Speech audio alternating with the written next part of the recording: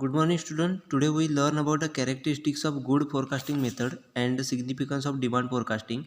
These two part we learn in this lecture. So we start with first characteristics of good forecasting method. Every business firm is in need for the good forecasting method. Depending upon their objective, business firm select the particular method. The following are the said to be characteristics of the good method. म्हणजे ज्या ठिकाणी आपल्याला चांगल्या forecasting मेथडची characteristics कोणती असतात ती या ठिकाणी आपल्याला दिलेली आहेत. प्रत्येक बिझनेस फर्मही त्याच्या गरजेनुसार किंवा त्याच्या ऑब्जेक्टिव्हनुसार त्या ठिकाणी फोरकास्टिंग मेथड हे सिलेक्ट करत असते. काही वेळेला कॉम्बिनेशन ऑफ मल्टिपल मेथड्स म्हणजेच वेगवेगळ्या प्रकारच्या मेथडचा कॉम्बिनेशन यूज करून त्या ठिकाणी डिमांड फोरकास्टिंग करताना आपल्याला ऑर्गनायझेशन दिसून येतात. मग अशावेळी आपल्याला चांगली मेथड कशावर ठरवण्यासाठी या ठिकाणी काही कॅरेक्टरिस्टिक्स दिलेली आहेत. पुढे ती आपण आता पाहणार आहोत. First is simplicity is an important characteristic of good forecasting method. It should be easy to use and comprehend. म्हणजे त्या ठिकाणी आपल्याला फर्स्ट कॅरेक्टरिस्टिक दिले ते म्हणजे सिम्प्लिसिटी.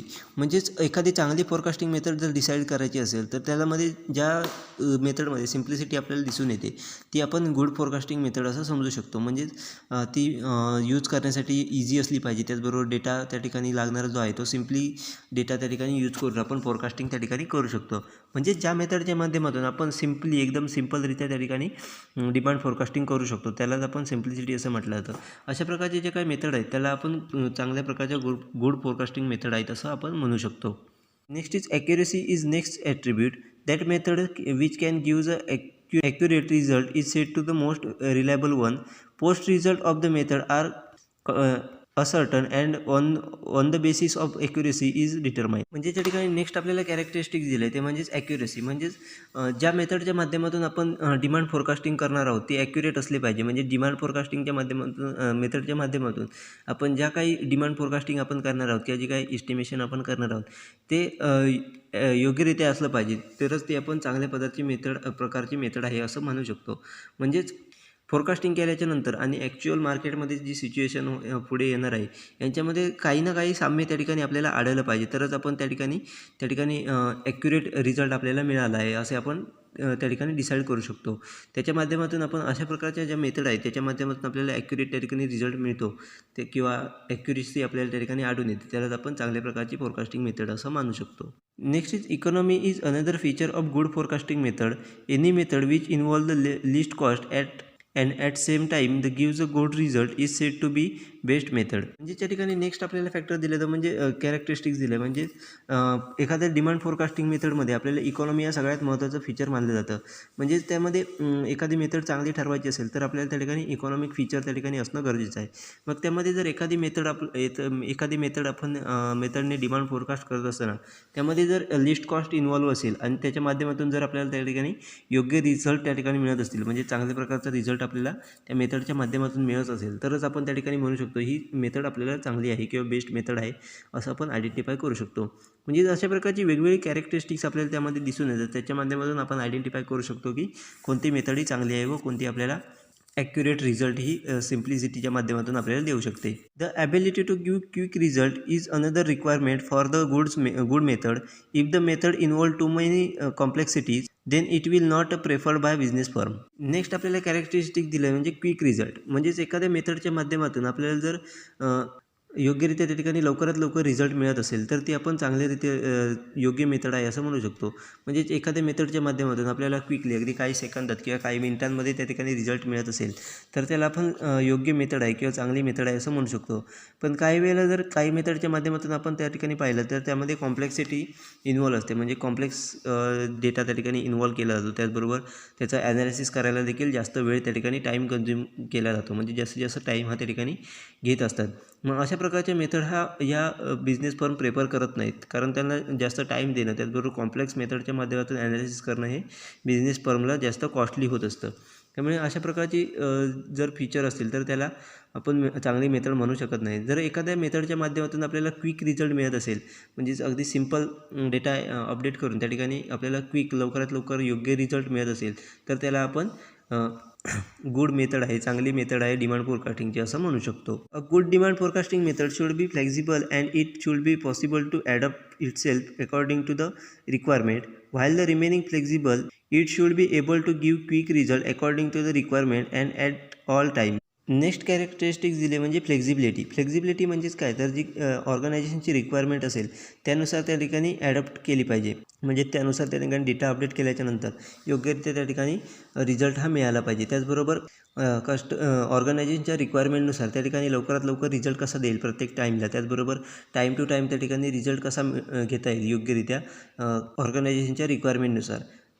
हे फीचर त्यामध्ये ज्या मेथडमध्ये आपल्याला दिसून येतात त्यालाच आपण चांगली मेथड आहे असं म्हणू शकतो. म्हणजे त्या ठिकाणी आपल्याला असे वेगवेगळे कॅरेक्टरिस्टिक दिले आहेत. त्यामध्ये सिम्प्लिसिटी असेल, ॲक्युरेसी असेल, इकॉनॉमिक फीचर असेल, त्याचबरोबर क्विक रिझल्ट असेल आणि फ्लेक्झिबिलिटी ही या ठिकाणी कॅरेक्टरिस्टिक्स दिली आहेत. त्याच्या माध्यमातून आपण आयडेंटिफाय करू शकतो की कोणती मेथड ही चांगली मेथड आहे demand फोरकास्टिंगसाठी.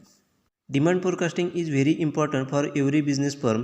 This is no choice between the forecasting and non forecasting. Today's world is a dynamic world. Change are only constant think at present. To face competitions, demand forecasting has become indispensable for any business firm. For planning production, formulating sales policy and price policy, etc., forecasting is absolutely necessary. Even for the planning at the national level, demand forecasting is used. It helps the fixing target of the saving, investment, etc. In short, future growth and diversification of the business firm depend upon demand forecasting. ज्या ठिकाणी आपल्याला असं लक्षात येतं की demand forecasting हे प्रत्येक business फर्मला त्या ठिकाणी इम्पॉर्टंट आहे. कारण डिमांड फोरकास्टिंगच्या माध्यमातून आपण वेगवेगळ्या प्रकारचे त्या ठिकाणी डिसिजनही घेऊ शकतो. त्यामध्ये कोणत्या प्रकारचा आपल्याला त्या ठिकाणी चॉईस नसतो की फोरकास्टिंग आणि नॉन फोरकास्टिंग यामध्ये आपल्याला चॉईस नसतो. तर आपल्याला फोरकास्टिंग हे करावंच लागतं. कारण सध्या डायनॅमिक वर्ल्डमध्ये आपल्याला त्या ठिकाणी वेगवेगळ्या प्रकारचे चेंज होताना दिसून येतात. म्हणजे दरवेळी आपल्याला त्या ठिकाणी मार्केटमध्ये काही ना काही चेंज होताना दिसून येतात. त्यामुळे आपल्याला डिमांड फोरकास्टिंगच्या माध्यमातून आपण वेगवेगळ्या प्रकारची कॉम्पिटिशन असेल किंवा कॉम्पिटिटरला कम्पीट करण्यासाठी आपल्याला त्या ठिकाणी डिमांड फोरकास्टिंग हे करावं लागतं. त्याचबरोबर प्रोडक्शन प्लॅनिंग असेल किंवा सेल्स पॉलिसी फॉर्म्युलेट करायची असेल, प्रायझिंग पॉलिसी फॉर्म्युलेट करायची असेल, त्याच्यासाठी देखील आपल्याला त्या ठिकाणी डिमांड फोरकास्टिंग हे यूज होत असतं. त्याचबरोबर नॅशनल लेवल डिमांड फोरकास्टिंग करायचं असेल तरी देखील आपण डिमांड फोरकास्टिंगचा वापर करून त्या ठिकाणी नॅशनल लेवलची डिमांड फोरकास्टिंग आपण आयडेंटिफाय करू शकतो. त्याचबरोबर आपल्याला सेविंग आणि इन्व्हेस्टमेंट किती प्रमाणात केली पाहिजे त्याचं टार्गेट आपल्याला फिक्स करायला डिमांड फोरकास्टिंगच्या माध्यमातून आपण हेल्प होत असते. म्हणजेच आपल्याला सेविंग किती प्रमाणात केली पाहिजे, इन्व्हेस्टमेंट किती प्रमाणात केली पाहिजे हे डिमांड फोरकास्टिंगच्या माध्यमातून आपण डिसाईड करत असतो. अशा प्रकारचे वेगवेगळे डिसिजन आहेत त्या बिझनेस फर्म हे डिमांड फोरकास्टिंगच्या माध्यमातून घेत असतात. इन शॉर्ट, फ्युचर ग्रोथ म्हणजे फ्युचरमधली ग्रोथ आणि डायव्हर्सिफिकेशन ऑफ बिझनेस म्हणजे बिझनेसचं जे काही डायव्हर्सिफिकेशन फ्युचरमध्ये होणार आहे, त्याचबरोबर फ्युचरमध्ये जी काही ग्रोथ होणार आहे ती पूर्णपणे आपल्याला डिमांड फोरकास्टिंगवरती डिपेंड असलेली दिसून येते. त्यामुळे प्रत्येक बिझनेस फर्मने डिमांड फोरकास्टिंग हे करणं खूप गरजेचं असतं. त्याच्या माध्यमातून तो फ्युचर ग्रोथ असेल किंवा बिझनेसचं डायव्हर्सिफिकेशन हे फ्युचरमध्ये योग्यरित्या करू शकतात व योग्यरित्या त्या ठिकाणी सक्सेसफुली बिझनेस रन करू शकतात फ्युचर मार्केटमध्ये. Next is a significance of demand forecasting. Business decision making is in a modern time depend upon the demand forecasting to considerable extent. It is useful to the firm in the following ways. म्हणजे ज्या ठिकाणी आपल्याला demand फोरकास्टिंगचे महत्त्व या ठिकाणी दिलेले आहे. कारण बिझनेसमध्ये डिसिजन मेकिंग घेत असताना सध्याच्या काळात आपण त्या ठिकाणी मोठ्या प्रमाणात डिमांड फोरकास्टिंगचा यूज करत असतो. म्हणजेच वेगवेगळ्या प्रकारचे डिसिजन घेताना आपण डिमांड फोरकास्टिंगवरती ज्या काही व्हॅल्यू आलेल्या आहेत त्यानुसार आपण वेगवेगळ्या प्रकारचे डिसिजन घेत असतो. मग त्या बिझनेस फर्मला कशा पद्धतीने युजफुल आहे डिमांड फोरकास्टिंग, त्याचे महत्त्व काय ते आपल्याला या ठिकाणी दिलेले आहे. ते आपण आता पुढे पाहणार आहोत. First is the production planning of the business firm can be meaningful exercise if it is based on the demand forecasting. It is essential for the business firm to do so to avoid overproduction or shortage of supply. In other words, losses can be avoided by using demand forecasting. म्हणजे ज्या ठिकाणी आपल्याला first significance दिला आहे तो म्हणजेच avoiding losses. म्हणजेच जे काही बिझनेस फर्ममध्ये प्रोडक्शन होत असतं त्याचं जर प्लॅनिंग आपण डिमांड फोरकास्टिंग बेसवरती आपण जर केलं तर ती मिनिंगफुल एक्झरसाईज ठरू शकते. म्हणजेच डिमांड फोरकास्टिंगच्या माध्यमातून आपल्याला फ्युचरमध्ये किती डिमांड आहे ते आपण फोरकास्ट केल्याच्या नंतर त्यानुसार जर आपण प्रोडक्शन प्लॅनिंग बिझनेस फर्ममध्ये केलं तर त्या ठिकाणी मिनिंगफुल एक्झरसाईज ती ठरू शकते. कारण आपल्याला ज्याप्रमाणे डिमांड आपल्याला पुढील फ्युचरमध्ये येणार आहे त्यानुसारच आपण प्रोडक्शन हे केलं पाहिजे. त्याच्या माध्यमातून जे काही ओव्हर प्रोडक्शन असेल किंवा सप्लायचं शॉर्टेज असेल, या प्रकारचे सिच्युएशन आहे त्या आपण हँडल करू शकतो. म्हणजेच डिमांड फोरकास्टिंगच्या नुसार आपण त्या ठिकाणी प्रोडक्शन जर केलं तर आपण योग्यरित्या प्रोडक्शन आपण करू शकतो. ओव्हर प्रोडक्शन होणार नाही, त्याचबरोबर सप्लायचा देखील शॉर्टेज त्या ठिकाणी आपल्याला दिसून येणार नाही. अशा पद्धतीने योग्य पद्धतीने आपण देखील त्या ठिकाणी प्रोडक्शन हे करू शकतो. म्हणजेच दुसऱ्या इतर भाषेत सांगायचं झालं तर जे काही प्रोडक्शनच्या माध्यमातून बिझनेस फर्मला जे काही लॉस होत असतात, म्हणजेच ओव्हर प्रोडक्शन झालं तर तो स्टॉक तसाच पडून राहतो, मग त्याच्यातून लॉस होतो. त्याचबरोबर जर कमी प्रोडक्शन झालं तर त्या ठिकाणी सप्लाय कमी होतं, मग त्याच्यातून मिळणारी कॉस्ट असते ती त्यांना किंवा बेनिफिट असतो तो त्यांना मिळत नाही. मग अशा प्रकारचे जे काही लॉस होत असतात बिझनेस फर्मला, ते डिमांड फोरकास्टिंगच्या माध्यमातून त्या ठिकाणी अवॉइड करता येतात. Next is a proper sales policy can be formulated with the help of the demand forecasting. It is necessary for the firm to set a realistic target to achieve the object. If the target are too high, the sales force will find out difficult to achieve. On the other hand, if it is low, then the incentives offered by the firm will be meaningless. म्हणजे ज्या ठिकाणी next significance दिला तो म्हणजेच proper sales policy. म्हणजे demand फोरकास्टिंगच्या माध्यमातून आपण त्या ठिकाणी प्रॉपर सेल्स पॉलिसी त्या ठिकाणी क्रिएट करू शकतो. म्हणजेच आपल्या डिमांड फोरकास्टिंगनुसार आपण त्या ठिकाणी आयडेंटिफाय करत असतो की फ्युचरमध्ये आपल्याला डिमांड किती असणार आहे. त्यानुसार आपले जे काही सेल्स पॉलिसी आहे त्याचं फॉर्म्युलेशन आपण योग्यरित्या त्या ठिकाणी करू शकतो. म्हणजे फ्युचरमध्ये डिमांड किती आहे त्याच्यानुसार आपण त्या ठिकाणी प्रॉपर सेल्स पॉलिसी आपण त्या ठिकाणी डिसाईड करू शकतो. त्याचबरोबर आपल्याला जे काही सेल्स टार्गेट ठेवायचं आहे त्याचे ऑब्जेक्टिव्ह काय असतील ते आपण त्या ठिकाणी योग्यरित्या डिसाईड करू शकतो. म्हणजेच एखाद्या सेल्स पर्सनला आपण किती प्रमाणात टार्गेट दिलं पाहिजे जेणेकरून तो योग्यरित्या त्या ठिकाणी आपला सेल्स करू शकतो व आपला सेल्स त्या ठिकाणी वाढवण्यास आपल्याला मदत होऊ शकते. मग अशा पद्धतीने टार्गेट डिसाईड करण्यासाठी एखाद्या सेल्स पर्सनचं असेल किंवा पूर्ण ऑर्गनायझेशनचं सेल्स टार्गेट डिसाईड करण्यासाठी आपल्याला डिमांड फोरकास्टिंगच्या माध्यमातून आपण त्या ठिकाणी डिसिजन घेऊ शकतो. जर आपण सेल्स टार्गेट हे जास्त ठेवलं तर त्या सेल्स फोर्सला किंवा सेल्स पर्सनला ते अचीव करण्यासाठी डिफिकल्ट जाऊ शकतं. मग त्याच्यातून तो जर त्याचं टार्गेट अचीव होत नसेल तर तो डिमोटिवेट होऊ शकतो. आपल्या सेल्सवरती त्याचा इफेक्ट झालेला दिसून येऊ शकतो. मग अशा पद्धतीने ओव्हर टार्गेट किंवा हाय टार्गेट आपण डिसाईड करणार नाही. याच्यासाठी आपण सेल्स फोरकास्टिंगच्या डिमांड फोरकास्टिंगच्या माध्यमातून आपण त्या ठिकाणी सेल्स टार्गेट हे डिसाईड करू शकतो.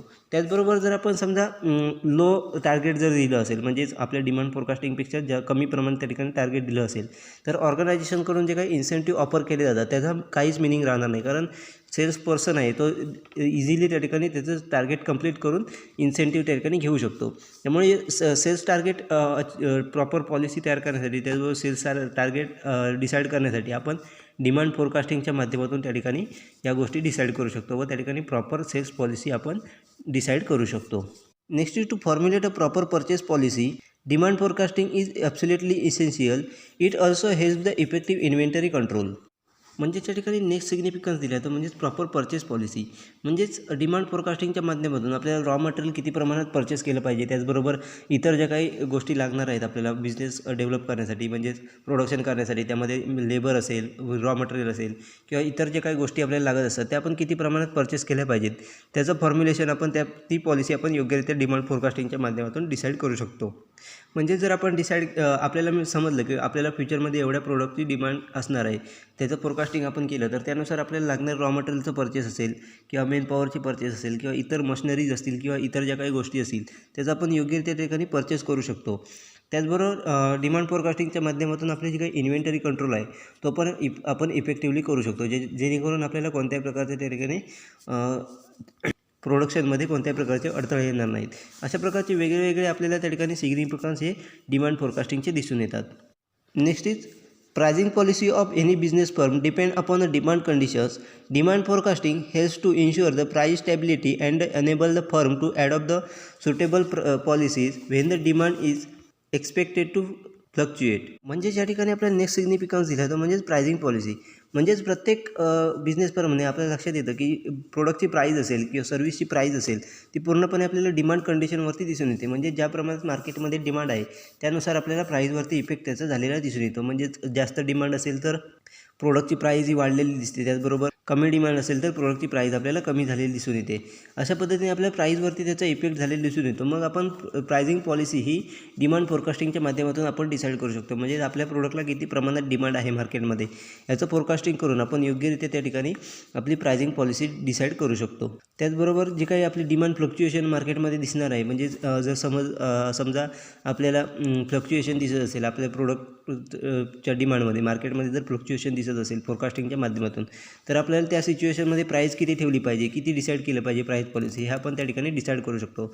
अशा प्रकारचे वेगवेगळे डिसिजन आहेत ते आपण डिमांड फोरकास्टिंगच्या माध्यमातून ऑर्गनायझेशनमध्ये घेत असतो.